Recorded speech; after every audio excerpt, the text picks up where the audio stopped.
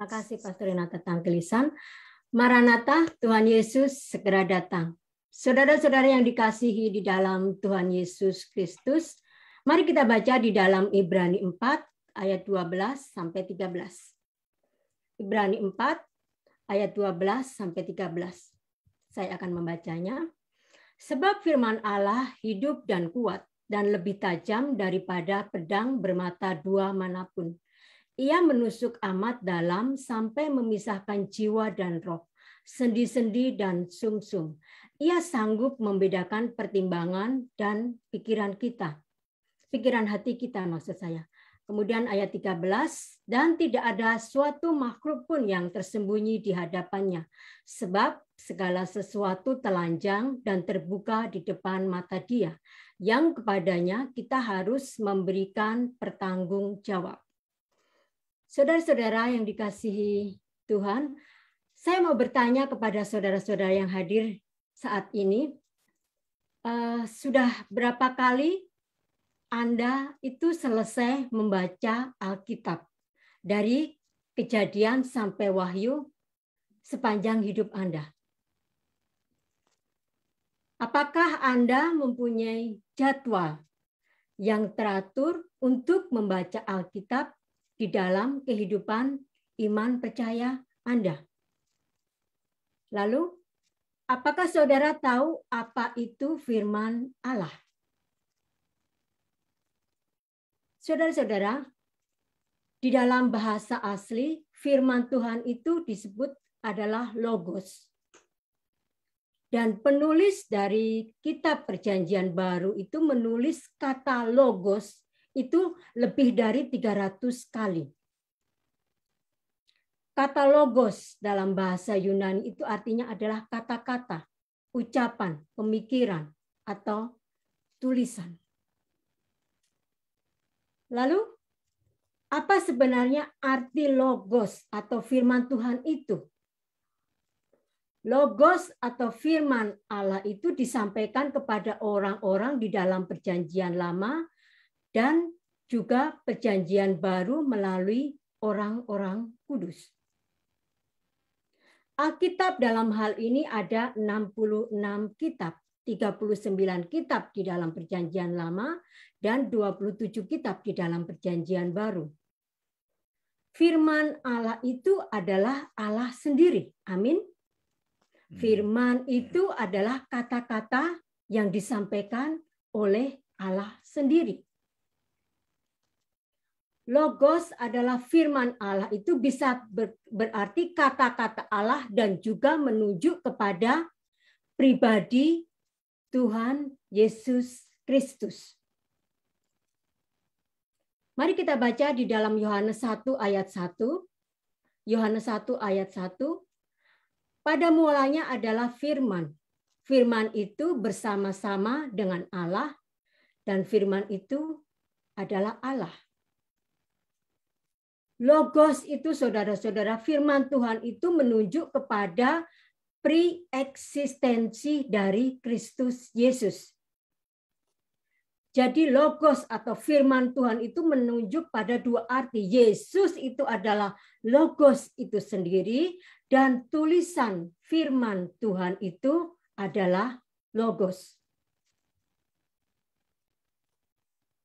Di dalam Yohanes 1 ayat 14, firman Tuhan berkata, firman itu telah menjadi manusia dan diam di antara kita. Dan kita telah melihat kemuliaannya, yaitu kemuliaan yang diberikan kepadanya sebagai anak tunggal Bapa, penuh kasih karunia dan kebenaran. Saudara-saudara, di dalam Perjanjian Lama adalah zaman di mana Tuhan Yesus itu belum turun ke dunia dan Yesus itu adalah logos atau firman Allah itu sendiri. Logos atau firman Allah inilah yang disampaikan kepada orang-orang di dalam Perjanjian Lama melalui nabi-nabinya. Logos itu juga adalah firman Allah yang disampaikan kepada orang-orang di dalam Perjanjian Baru. Saudara-saudara, di dalam Ibrani 4 ayat 12 dikatakan bahwa firman itu Firman Tuhan itu memberikan kehidupan. Firman Tuhan itu hidup. Firman Tuhan itu adalah kuat. Jadi begini saudara-saudara, firman Tuhan itu memberi kehidupan.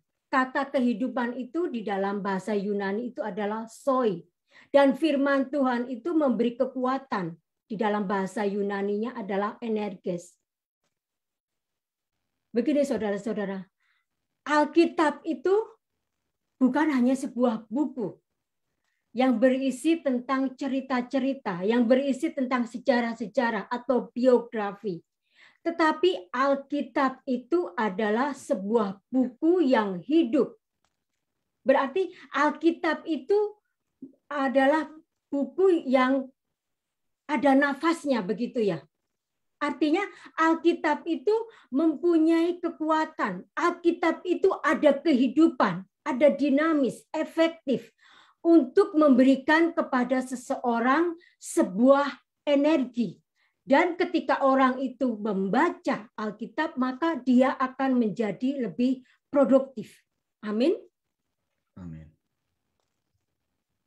Alkitab atau firman Tuhan itu berisi penyingkapan dari Allah mengenai kejadian-kejadian di waktu lalu, kejadian-kejadian yang akan terjadi hari ini, sampai kejadian-kejadian yang akan datang. Saudara-saudara, kalau engkau itu mendengarkan khotbah dan engkau itu berkata kepada si pengkhotbah bahwa khotbahmu itu hebat, itu adalah yang salah, saudara-saudara. Sebenarnya bukan khotbah yang hebat itu, saudara-saudara, tetapi memang sebenarnya firman Tuhan itu adalah hidup. Artinya firman Tuhan itu memberi kekuatan, firman Tuhan itu memberi kehidupan bagi orang yang mendengarkannya dan bagi orang yang membacanya. Artinya apa? Firman Tuhan yang memberi kekuatan dan memberi kehidupan itu adalah isinya tentang Tuhan Yesus Kristus. Isi dari kitab Perjanjian Lama itu adalah mengenai pribadi Kristus yang akan datang di dunia ini. Sedangkan isi dari kitab Perjanjian Baru itu adalah pribadi Kristus yang ada di dunia ini. Jadi saudara-saudara, inti dari firman Tuhan itu adalah kehidupan Kristus. Inti dari firman Tuhan itu adalah kematian Kristus. Inti dari firman Tuhan itu adalah kebangkitan Kristus. Dan inti dari firman Tuhan itu adalah kenaikan Kristus di surga. Amin. Amin. Firman Tuhan itu memberi kekuatan dan memberi kehidupan. Artinya apa? Artinya jika seseorang itu diselamatkan karena memang dia mendengar akan firman Tuhan. Roma 10 ayat 17. Iman itu timbul karena pendengaran akan firman Tuhan. Tanpa firman Tuhan, seseorang itu tidak mengetahui akan keselamatan. Bahwa satu-satunya keselamatan itu hanya melalui Tuhan Yesus Kristus. Dan saudara-saudara, ketika kita membaca firman Tuhan, maka dalam menjalani hidup ini kita harus terus menghidupi, kita harus berjalan di dalam keselamatan yang sudah kita dapat. Amin. Amin. Firman Tuhan itu memberi kehidupan serta memberi kekuatan. Artinya, firman Tuhan itu membuat orang itu menjadi lahir baru, born again. 1 Petrus 1 ayat 23. Ketika kita memberitakan Injil, kemudian ada orang mendengar firman Tuhan yang kita sampaikan, dan Roh Kudus itu akan bekerja di dalam orang itu. Maka orang itu akan menjadi lahir baru. Di dalam 2 Timotius 3 ayat 16 dikatakan bahwa setelah seseorang itu lahir baru dan diselamatkan di dalam Kristus, maka langkah selanjutnya itu dia itu harus belajar pengajaran. Belajar sound doctrine, ajaran yang sehat, karena ajaran yang sehat itu akan menghasilkan praktek beriman yang sehat. Dan ajaran yang sehat itu, saudara-saudara, hanya menunjuk kepada satu pribadi, yaitu Yesus Kristus. Ketika engkau berdiri teguh di atas pengajaran yang sehat, maka engkau itu bisa membedakan ajaran yang sehat atau sound doctrine atau ajaran yang tidak sehat. Itu adalah ajaran perut. Saya selalu menamakannya belly teaching. Ketika engkau berdiri teguh di atas pengajaran yang sehat, maka engkau itu bisa menyatakan apa yang tidak benar. Engkau itu juga bisa memberitahu kepada orang lain supaya orang itu menjadi benar. Engkau itu tetap berada di dalam posisi kebenaran. Amin. Firman Tuhan itu adalah memberi kekuatan, memberi kehidupan. Artinya, saudara, setelah seseorang itu menjadi lahir baru di dalam Kristus Yesus, maka orang itu harus bertumbuh di dalam ajaran Yesus Kristus, yaitu ajaran yang sehat. Ajaran yang sehat itulah yang akan membuat orang itu untuk tumbuh menjadi pribadi yang dewasa, pribadi yang matang. Amin. Saudara-saudara, firman Tuhan itu lebih tajam dari pedang bermata dua manapun. Saudara-saudara, firman Tuhan itu ibaratnya seperti sebuah senjata. Dan senjata yang dimaksud adalah pedang. Karena apa, saudara-saudara? Pedang itu sebagai senjata yang populer pada saat itu. Pedang itu adalah suatu senjata yang dimiliki oleh seorang prajurit. Seorang prajurit itu akan memelihara, akan mengasah pedang. Sehingga ketika di dalam suatu peperangan, maka prajurit itu sudah siap sedia. Bahkan disebutkan bukan sembarang pedang, melainkan lebih tajam dari pedang bermata dua manapun. Saudara-saudara, di dalam Wahyu 1 ayat 16 serta Wahyu 2 ayat 12 ada kalimat pedang bermata dua. Itu yang dimaksudkan itu adalah firman Tuhan yang mana tidak lain dan tidak bukan adalah Yesus Kristus sendiri. Sementara di dalam kitab Perjanjian Baru, kitab Ibrani, Efesus, Timotius, pedang bermata dua yang dimaksud itu adalah tulisan-tulisan firman Tuhan atau Scriptura. Kemudian di dalam Alkitab Perjanjian Lama, di dalam Mazmur 149 ayat 6, pedang bermata dua itu menyatakan bahwa firman Tuhan itu untuk menghadapi pertempuran. Pertempuran yang dimaksud itu bukan melawan manusia, tetapi melawan dunia, melawan iblis, begitu ya. Jadi saudara-saudara, firman Tuhan itu bisa menembus batas tembok penjara, memutuskan ikatan-ikatan rantai besi, dan bahkan menembus relung hati orang ketika firman itu disampaikan. Amin. Amin. Firman Tuhan itu sangat tajam, lebih tajam dari senjata apapun. Firman Tuhan itu seperti pedang bermata dua, artinya tidak ada sisi-sisi dari senjata itu yang tumpul. Setiap kata-kata, setiap ayat-ayat, setiap bab per bab, bahkan setiap buku di dalam firman Tuhan itu sangat tajam. Tidak ada yang membosankan bagi orang yang mau belajar.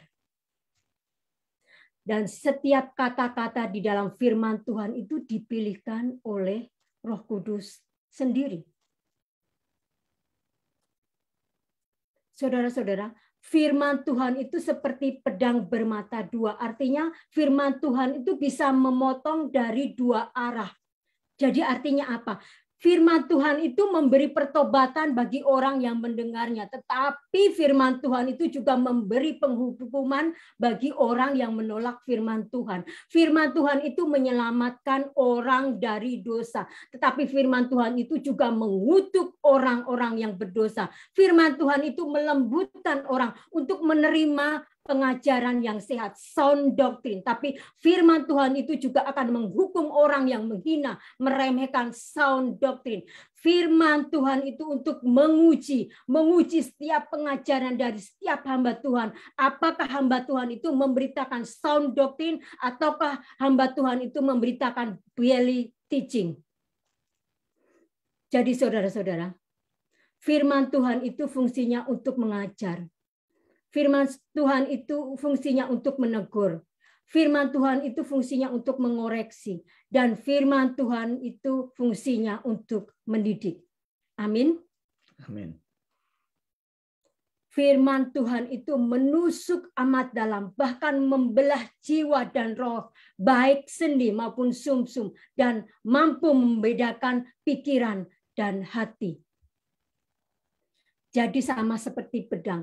Firman itu, Tuhan itu juga mampu untuk menembus sampai inti keberadaan kita.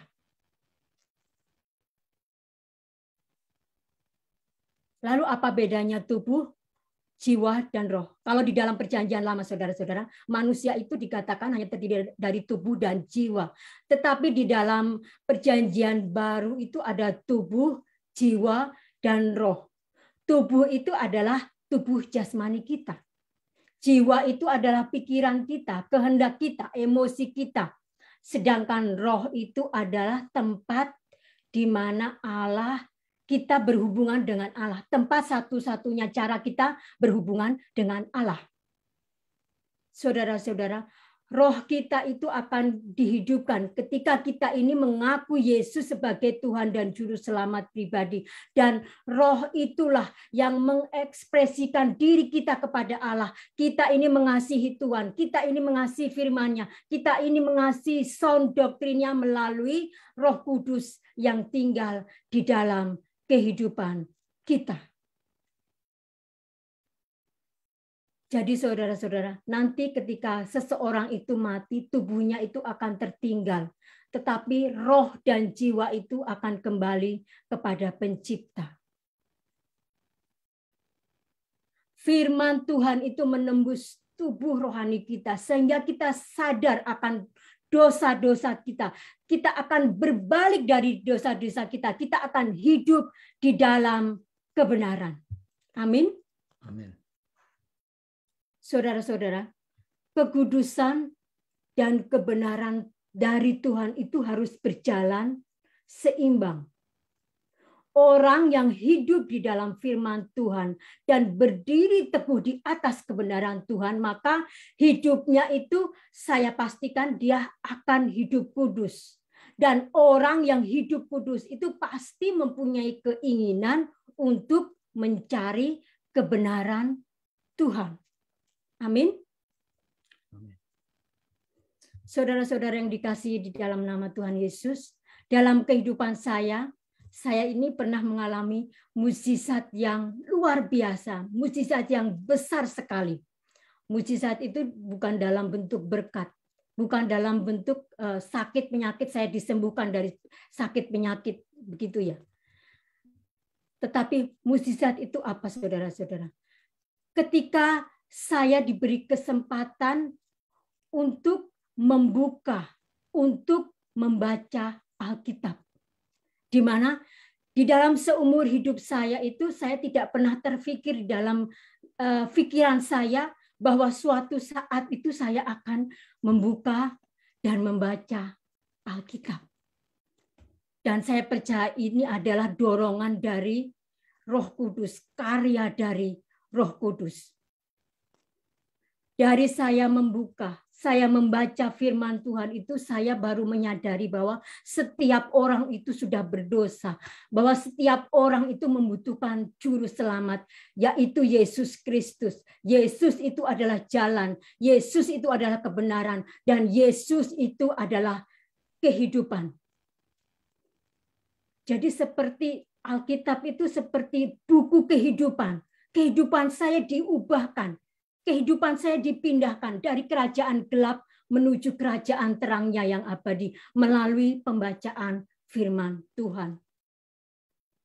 Kemudian setelah saya bertumbuh, saya sadar bukan hanya mengenal Yesus melalui firman-Nya, tetapi saya juga harus bertumbuh di dalam ajaran Yesus, yaitu sound doctrine. Dengan belajar ajaran dari Tuhan Yesus Kristus itu membuka kebenaran demi kebenaran di dalam kehidupan kekristenan saya. Dan saya percaya bahwa firman Tuhan itu adalah final, firman Tuhan itu adalah absolut, firman Tuhan itu adalah ineran, dan firman Tuhan itu adalah infallible. Dan saya percaya kalau saya berpegang kepada firman Tuhan itu, serta saya memberitakan, mengajarkan sound doctrine, maka saya percaya bahwa hidup yang saya jalani ini adalah hidup yang aman, hidup yang benar. Karena apa, saudara-saudara? Karena firman Tuhan itu menjaga kehidupan saya. Karena firman Tuhan itu memerdekakan kehidupan saya. Jadi saudara-saudara, mujizat terbesar, mujizat terindah, mujizat termulia yang pernah terjadi di dalam kehidupan saya adalah ketika saya membuka, ketika saya membaca Alkitab, ketika saya mengenal Sang Logos, Yesus Kristus. Saudara-saudara, mari kita baca di dalam Ibrani 4 ayat 13. Dan tidak ada suatu makhluk pun yang tersembunyi di hadapannya, sebab segala sesuatu telanjang dan terbuka di depan mata Dia, yang kepadanya kita harus memberikan pertanggungjawab. Saudara-saudara, ada 3 kata yang menggambarkan karakter dari Tuhan. Pertama, itu adalah omnipotent atau maha kuasa. Artinya, Tuhan itu penuh kuasa, yang mana kekuasaannya itu adalah absolut. Kekuasaannya itu tidak terbatas. Kemudian karakter yang kedua, Tuhan itu adalah omniscient atau maha tahu. Artinya Tuhan itu tahu segalanya. Jadi semua pengetahuan, semua kebijaksanaan, semua wawasan itu datangnya dari Tuhan. Kemudian karakter yang ketiga, Tuhan itu adalah omnipresent atau maha hadir. Artinya Tuhan itu hadir di mana-mana. Saudara-saudara, Tuhan Yesus itu adalah hypostatic union. Artinya di dalam diri Tuhan Yesus itu ada persatuan pribadi Allah dan pribadi manusia. Amin. Amin. Yesus itu adalah manusia sepenuhnya. Dan Yesus itu adalah Allah sepenuhnya. Artinya apa? Yesus itu mempunyai kualitas Allah. Saudara-saudara, Yesus itu adalah Allah yang maha tahu, omniscient. Dan Yesus itu adalah Allah yang maha kuasa, omnipotent. Artinya apa? Ketika Tuhan Yesus berada di dunia ini, Dia mengetahui hati. Dia mengetahui motivasi dari para ahli-ahli Taurat dan golongan orang Farisi maksud saya, dan golongan Saduki, yang mana mereka itu salah menafsirkan Taurat. Tuhan marah sekali karena Taurat itu sudah ditafsirkan menyeleweng jauh dari keberadaan Taurat itu. Karena apa, saudara-saudara? Mereka itu tidak tahu bahwa yang di depan mata mereka itu adalah Tuhan Yesus, itu adalah Logos. Logos yang berinkarnasi menjadi manusia. Jadi saudara-saudara, ketika di dunia ini Tuhan Yesus mengetahui hati, mengetahui pikiran orang untuk memilih orang-orang yang layak, untuk memilih orang-orang yang setia, untuk memilih orang-orang yang berkomitmen untuk meneruskan pengajarannya. Saudara-saudara, mari dengan segala pikiran, dengan segala kehendak, segenap hati kita, segenap keberadaan kita, kekuatan kita, kehidupan kita untuk terus bertekun, untuk terus meneruskan, untuk terus memberitakan, untuk terus mengajarkan sound doctrine. Amin. Amin. Amin. Amin. Karena apa saudara-saudara? Karena suatu hari kelak kita ini akan diminta pertanggungjawabannya di hadapan Allah. Ketika nanti kita berdiri di hadapan tahta Kristus atau bema, Tuhan akan meminta pertanggungjawaban kita. Kita akan berdiri di pengadilan tahta Kristus bema. Di saat itulah Tuhan akan bertanya kepada kita, apakah engkau sudah memberitakan Injilku, Injil Yesus yang murni itu? Apakah engkau sudah mengajarkan ajaranku, ajaran Yesus, yaitu sound doctrine? Pada saat itulah kita yang sudah memberitakan Injil, kita yang sudah mengajarkan ajaran dari Yesus, kita akan berkata, Tuhan, saya sudah melakukannya. Dan apa kata Tuhan? Well done, good job. Saudara-saudara, sekali lagi, tidak ada satu makhluk pun yang tersembunyi di hadapan Kristus Yesus. Tidak ada satu makhluk pun yang tersembunyi di hadapan Sang Logos itu. Rema, firman Allah yang hidup. Amin. Saya menyerahkan kembali kepada Pastor Renata Tangkilisan.